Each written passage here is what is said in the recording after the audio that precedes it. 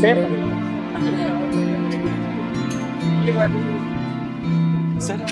வீட்டில் அம்மாவுக்கு உடம்பு சரியில்லையா சார், ஹாஸ்பிட்டலில் சேர்த்துருக்காங்க. என் ஃபோன் வேறு சுவிட்ச் ஆஃப்ல இருக்கு சார். அர்ஜென்ட்டாக ஒரு ஃபோன் பண்ணணும், ஃபோன் மட்டும் கொடுங்களேன் சார்.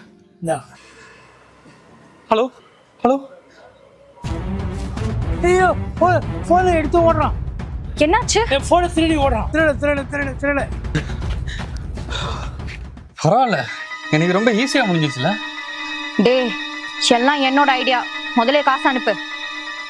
அனுப்புறேன். பின் என்ன? 1 2 3 4. 1 2 3 4 கிழமை இவ்வளோ ஈஸியாக வச்சிருக்கான். பின் நம்பர் என்னன்னு சொல்லு. அதுவும் 1 2 3 4 தான். என்னது, பாஸ்வேர்டு பின் நம்பர் ஒரே இதுதானா? கவர்மெண்ட் என்னதான் பின் நம்பர் ஸ்ட்ராங்கா வைன்னு சொன்னாலும் இவன மாதிரி ஆளுங்கெல்லாம் கேட்கவே மாட்டானுங்க. இவனுங்கெல்லாம் இப்படி இருக்கதான் நமக்கு நல்லது. 1 லட்சம் ரூபாயா?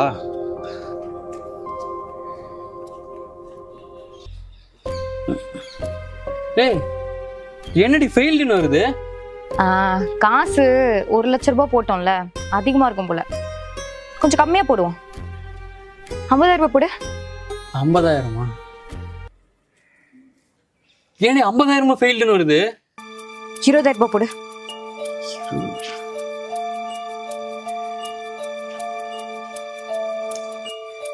ஏனே 20,000 ஃபெயில்டுன்னு வருது? 10,000 ரூபாய் போடு. ஒருத்தி. ஏன் 10,000 ரூபாய் ஃபெயில்டுன்னு வருது? இந்த ஆள் அக்கௌண்ட்ல காசு இருக்குதா இல்லையா? எவ்வளோ அமௌண்ட் போட்டாலும் ஃபெயில்டு தான் வரும். வயசான கிழமை ஈஸியாக ஏமாத்தலாம் பார்த்தீங்க. உங்களை மாதிரி திருட்டு பசங்கள்லாம் உஷாராக தானே இருக்கணும். நாங்கள் அதனால தான் டிரான்சாக்ஷன் லிமிட்டை 1000 ரூபாய்க்கு செட் பண்ணி வச்சுருக்கேன். ஆல்ரெடி போலீஸ்க்கு கால் பண்ணியிருக்கேன், அவங்க வந்துகிட்டே இருக்காங்க.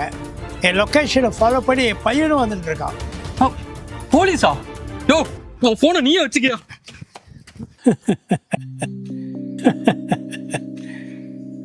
இந்த மாதிரி நிறைய திருட்டு வயசானவங்களை குறி வச்சு நம்ம ஊரில் நடந்துன்னு தான் இருக்கு. அவங்க கிட்டேருந்து பாதுகாக்க பப்ளிக் பிளேஸில் பின் நம்பர் யாருக்கும் தெரியாமல் போடுங்க. அதே மாதிரி உங்கள் டிரான்சாக்ஷன் லிமிட்டை ரொம்ப கம்மியாக வைங்க. அப்புறம் ஃபோனில் உங்கள் லொக்கேஷனை ஆன் பண்ணி வைங்க.